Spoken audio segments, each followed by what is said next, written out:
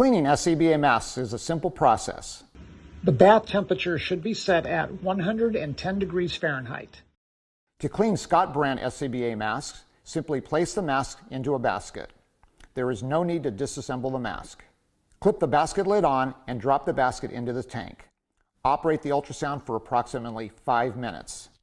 Alternatively, to clean MSA brand SCBA masks, you must first remove the 2 electronic modules from the mask. These modules should be put to the side and manually towel wiped and should never be placed in the immersion ultrasonic bath. Place the MSA mask into a basket. There is no need for further disassembly. Clip the basket lid on and drop the basket into the tank. Operate the ultrasound for approximately 5 minutes. Remove the basket from the tank. Open the lid and remove the mask to inspect. If they are clean after 1 cycle, simply rinse in warm, free-flowing water.